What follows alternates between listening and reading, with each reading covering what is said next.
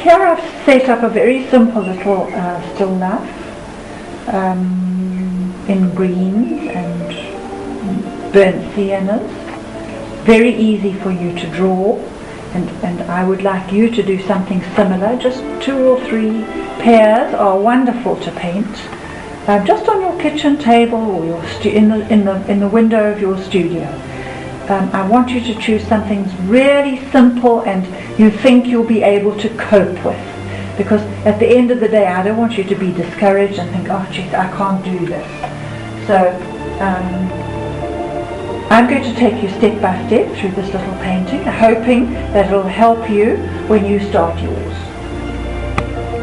I'm going to start I'm going to put a raw sienna wash over the whole paper, except where my whites are.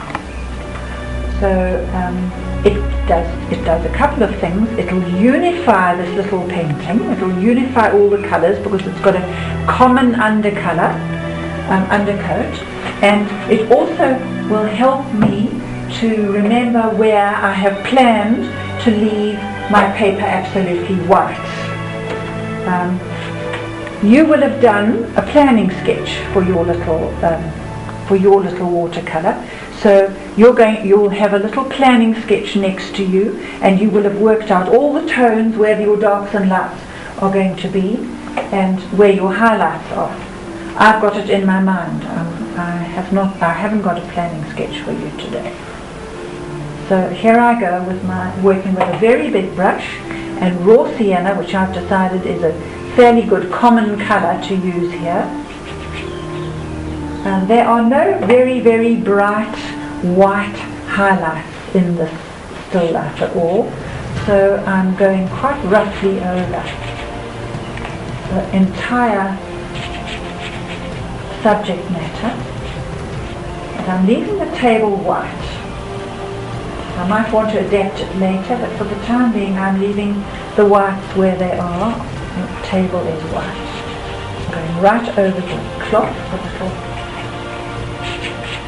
cloth, working quite nice and loose.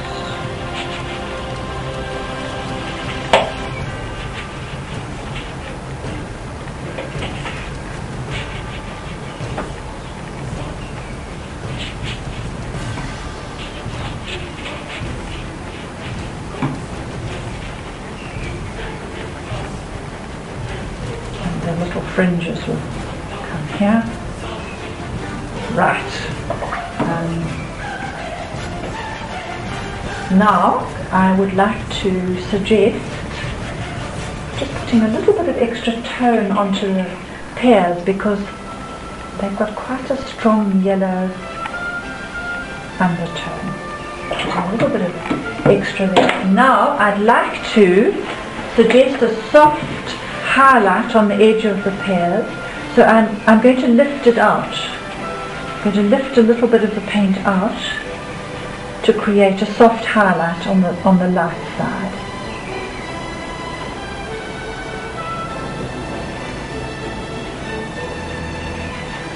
Light there and a little bit of light there.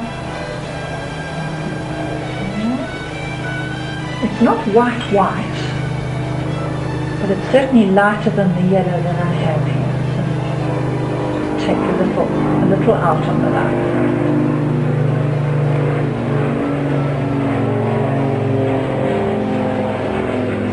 Okay, then you let that dry.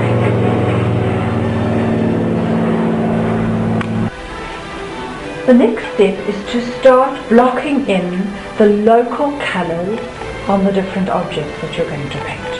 So I'm going to start with a palish green onto the pears. You will be able to refer to your colour chart perhaps to see which colours you could use to achieve just exactly the colour green that you want for your apples or your pears or whatever you're painting. I've got a whole mishmash of colour here. I can't even tell you what I've used, but I think I've got sort of the green that I want.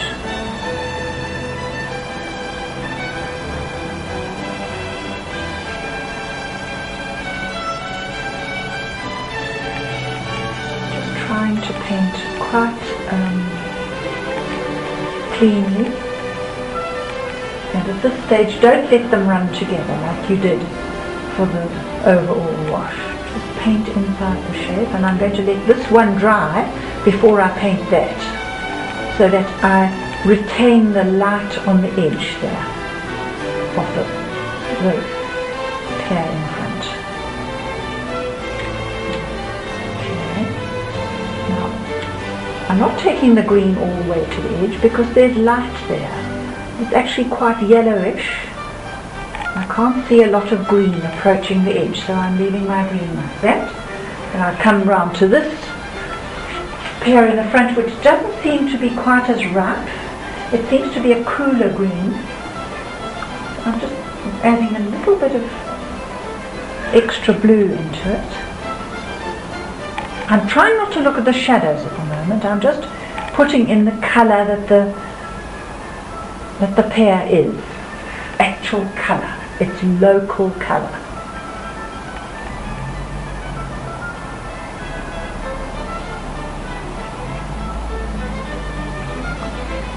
This pear's got quite a lumpy, bumpy feeling about it, so I'm trying to leave the little areas where I see it's picking up light on the bumps. Quite green down here at the bottom.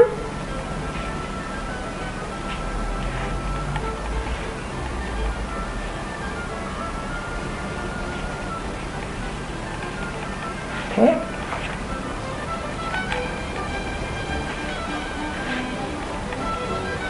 Here we go with this last one.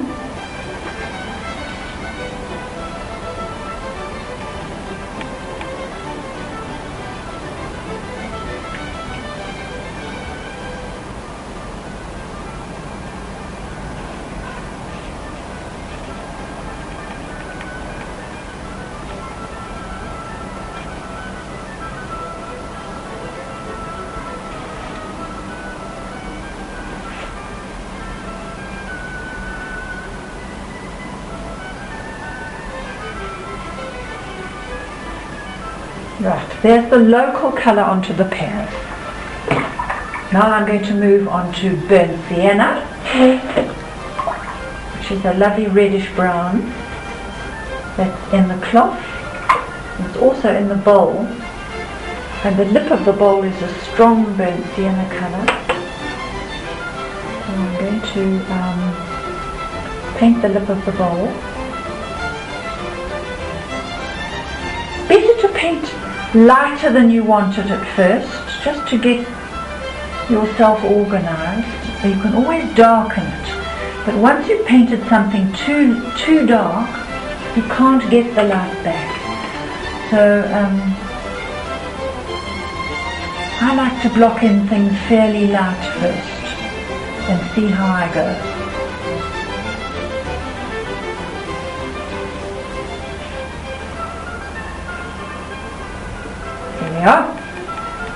And now I'm going to put the same colour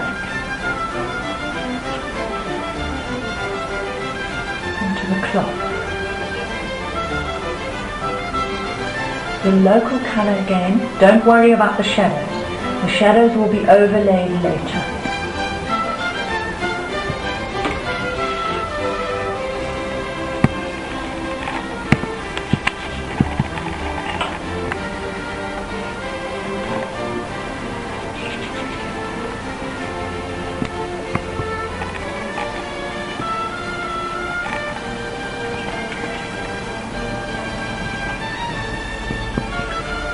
Create some rough tattling effects here.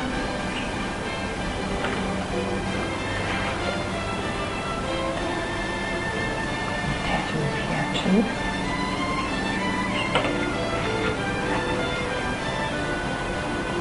And then I've got a stripe of this that comes forward here. I'm not bothering to wet the paper too much first because the shapes are not big.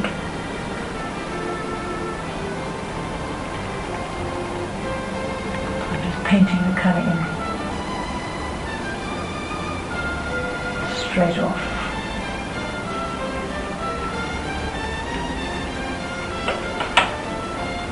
again, you can just tassely bits here, keep it quite nice and loose.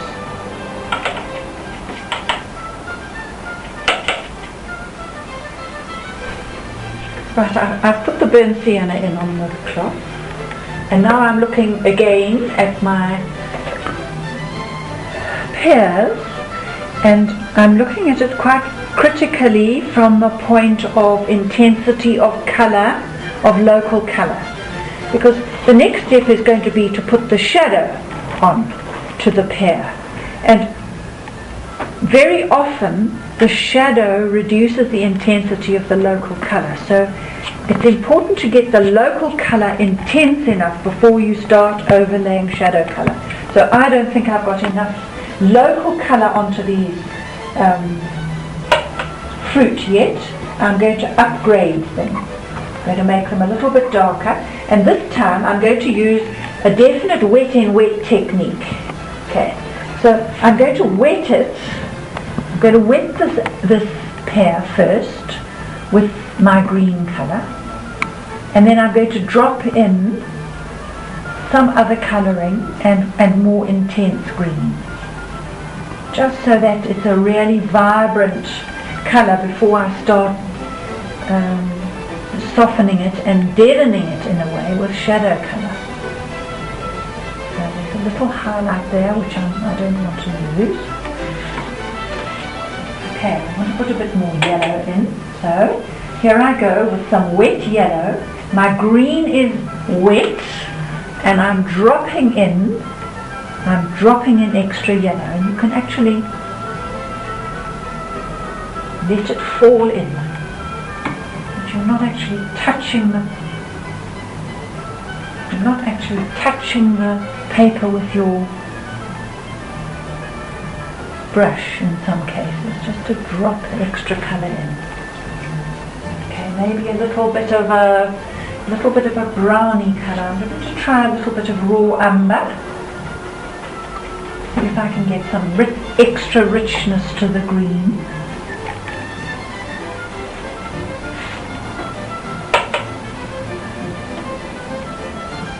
I'm using a tube green at the moment, just because it's quicker. I'm not fiddling with mixing greens. Alright, now you might feel as though I'm exaggerating the green a little, but you'll see once we put the shadow colour on, it won't look so bright, it won't look so strong. Just softening edges a little. Right, now I'm happier with the greens. I think that my edges here on the edge of the light are a little bit sharp. I'm softening the edges just with a clean damp brush so that they're not so sharp. There we go. Just soften a little. Right, now I'm going to repeat it with the others. Okay, it's time for me to start thinking about what colour I'm going to use in the shadows. Although I haven't painted this bowl yet, but the bowl is very, very dark, and I tend to leave my very darks to the very last. So I would rather get the shadows onto the pears and onto the cloth before I come with this very, very dark right at the end. So I'm playing a little here. Don't use a completely alien colour for your shadow. I've definitely decided, because this is quite a warm little still life, I've definitely decided to use some of my burnt sienna in the shadow, although it's quite a hot colour. But I'm going to try and create a neutral with it by using ultramarine blue, which is a blue that I'm going to be using in the bowl. So if I mix the burnt sienna and the blue together, I'm getting quite a nice range of shadowy, warm, it's a warm, shadowy, greyish colour, which I think might work quite nicely for the shadows. I can mix a little bit more blue with it if I need to. And it's much better that way than using just a straight bright blue for the shadow, which is going to be too hard. So I'm going to feel my way a little with some shadow on the pears, and then I'm going to work into the shadow on the cloth a little using these colours. Okay, I'll start with this pear at the back, looking very closely now at your still life, really making your eyes see the shadow shape. You can wet the shape first if you're feeling a little insecure, but I'm not. I am feeling insecure, but I'm not wetting first.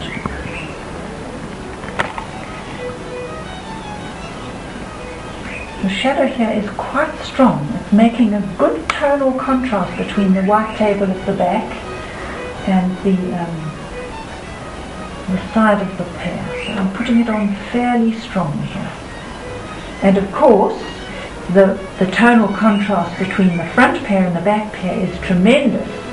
And the light on the front pear must never be lost by you. So you do a very careful edge here with your shadow colour so that the back pear defines the front pear. Okay.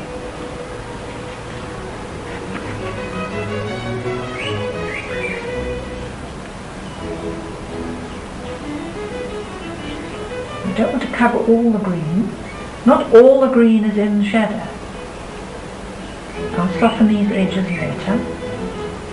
Just want to get the intensity of tone in here. And I'm working wet in wet. You see, I'm putting extra tone in to get the contrast that I want. I'm dropping it in.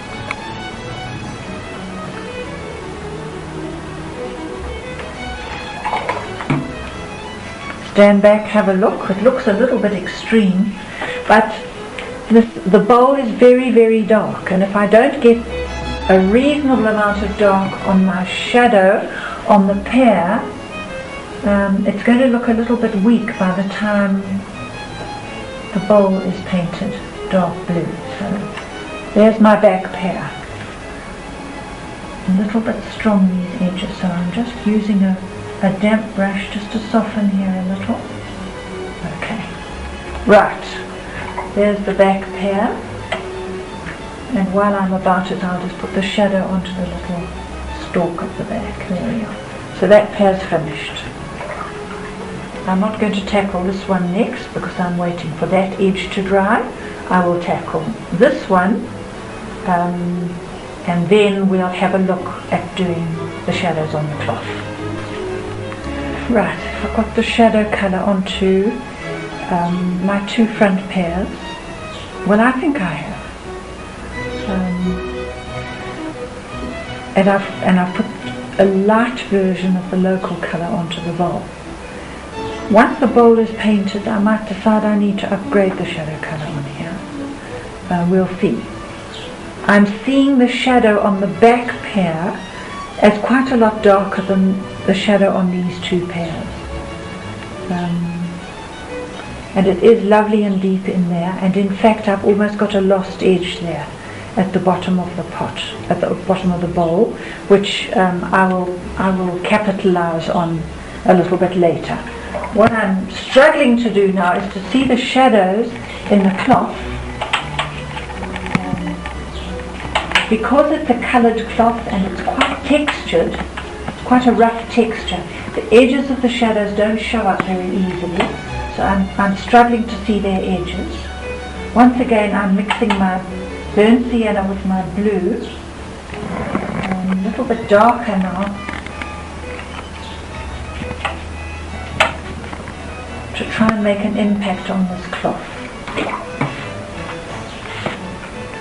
So here I am with my shadow colour. This is the burnt sienna, ultramarine blue again. There are all sorts of variations of tone and colour in here, depending on the ratio. Make it warmer with another little dab of brown. Okay, now I'm going to look very carefully and try to see the shadows on this cloth and see how this colour is going to work.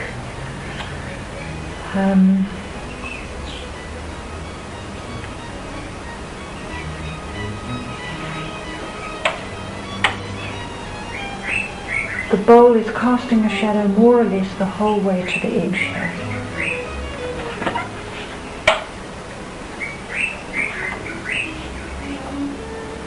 And of course the shadow colour is on the bowl, so I'm going to treat them as one.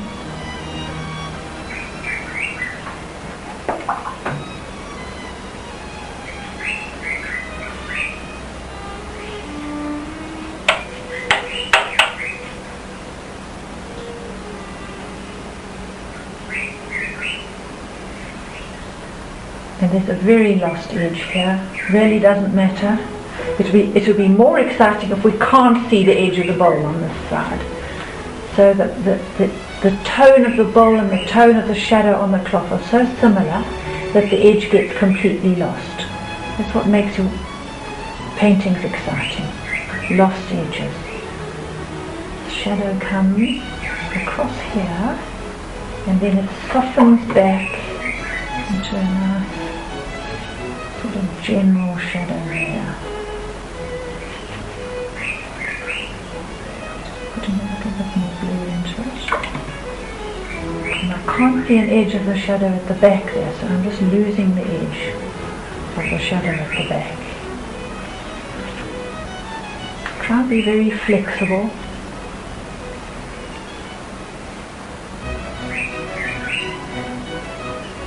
You've got to think on your feet for this. You never know quite how the wash is going to react and what effect it's going to give you.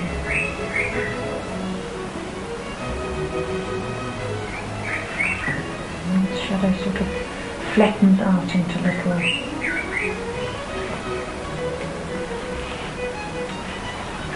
shadowy pieces like that. I'm going to take this colour round into the bowl. And where it's approaching the light at the side here, it's much bluer. I'm going to use the brown, and I'm going to put quite a strong bright blue in on this side, which will merge into the grey brown of the shadow.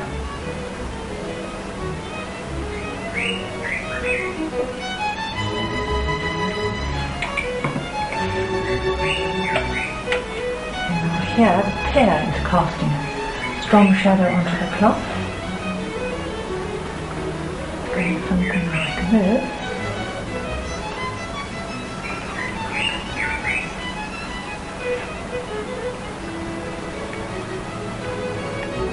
Not quite a lost edge here, but it's pretty close. You do remember what I mean by lost edge, I hope.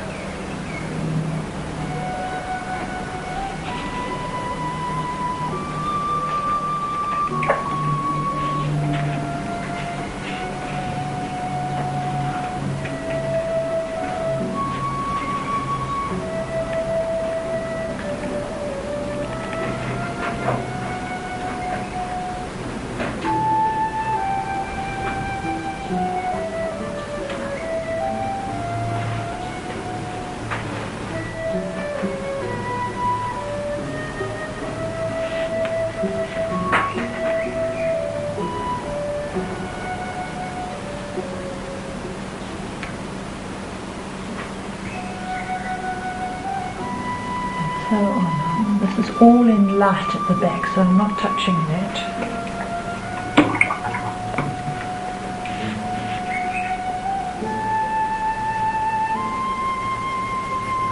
That's enough for a preliminary shadow wash. Now I'm actually going to use indigo blue because it's going to give me the tremendous power that I need.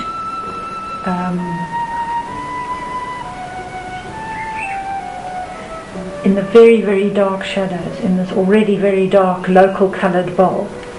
So I'm trying a bit of indigo. I think it's one of the recommended colours that I gave you on your list in module, right back in module 4 or 5.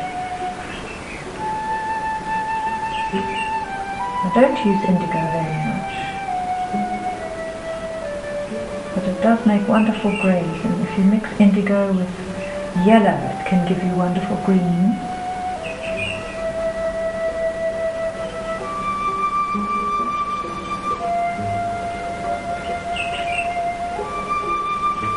The darker it is here, the more it's going to make the pears stand forward.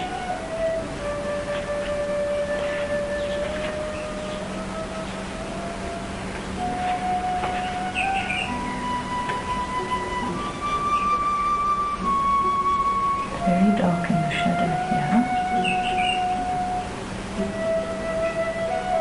There are some stripes of light at the bottom of this bowl. Some contour lines which give it its shape. Otherwise it would just be a flat object.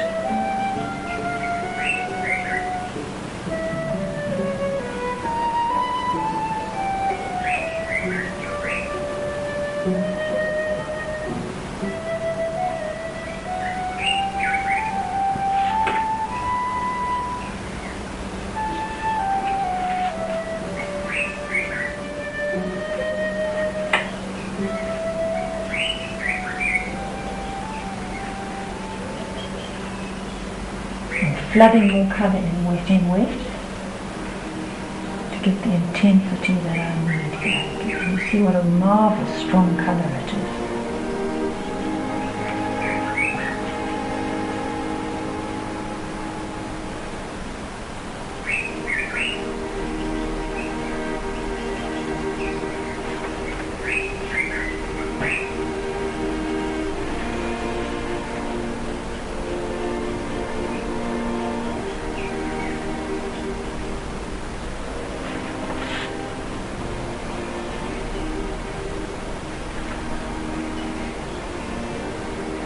I'd like to exaggerate the lost edge here, so I'm going to let some of this indigo blue leak up onto my pear here so that the edge disappears.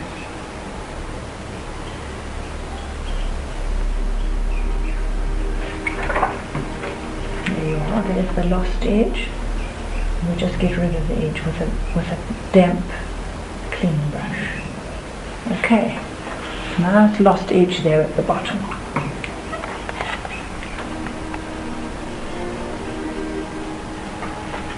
Dark tones of the bowl in now. I don't think. Can you see how the dark tone has bleached the colours in the pears? And once again, I feel as though I need to go back into those pears and increase the yellow. I think they've gone very, very dead, so I'm going to try just dropping a little bit of strong yellow into the pears. I'm going to use a colour called Aureolin. It's quite a greenish yellow, and it's strong, and I'm going to just glaze a little bit over the pears. I think they're dry enough, just to try and cheer them up a little bit. They're looking a little bit flat. Do you see what that does? This is the lovely thing with watercolour. We can glaze one colour over another with so little fuss. If you were painting in oil, you would have to manipulate all the colours to lighten them. But here, it's such a simple little procedure, just to put a glaze over. There we are. It's better.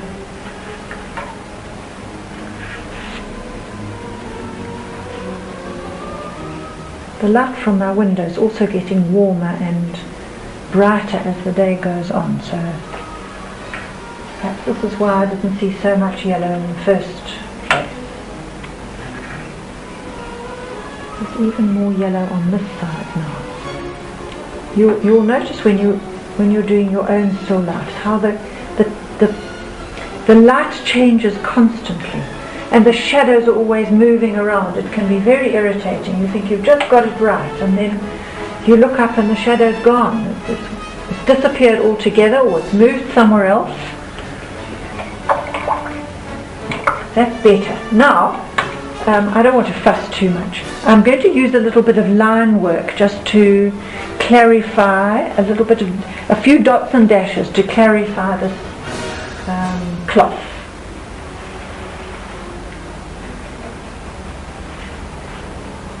Just a few little dark negatives along the edge here, in between the knots.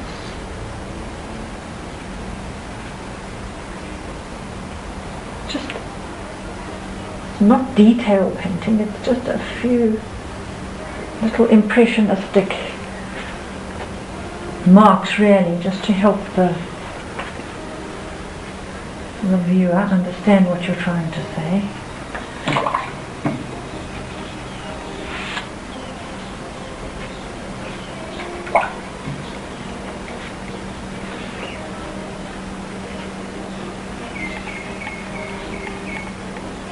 Not to overdo it. It's very difficult to resist going on and on with this sort of thing once you've started it, because it looks so effective. You don't want to overdo it and have the your little accent things overtaking your subject matter. Can easily happen. I think a little bit of shadow in here, a little bit of shadow in here.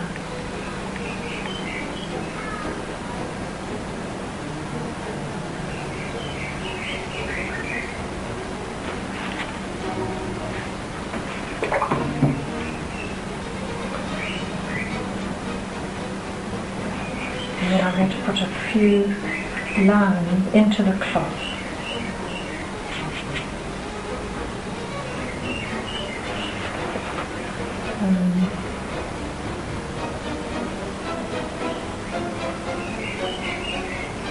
Put a little pattern.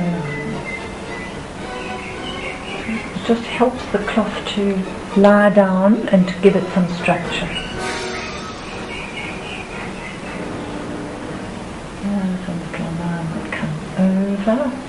And down here, and a little one here, there's one that goes over there,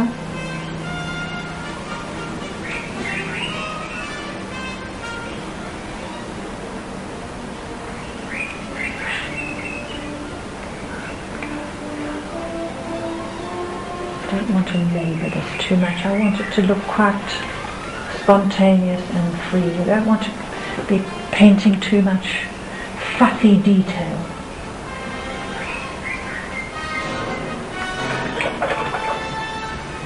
Okay, at the very last minute I decided the whole thing was very dull, so I've put some stronger burnt sienna in and around a little bit, just to cheer things up. I think you could even put a little bit more around this edge, which is now looking a little bit light.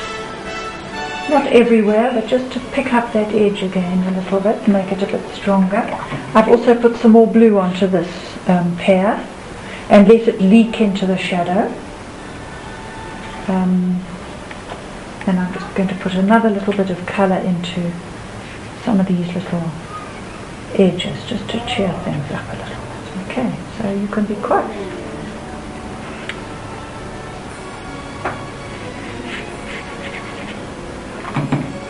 loose and just let the paint make happy colours for you.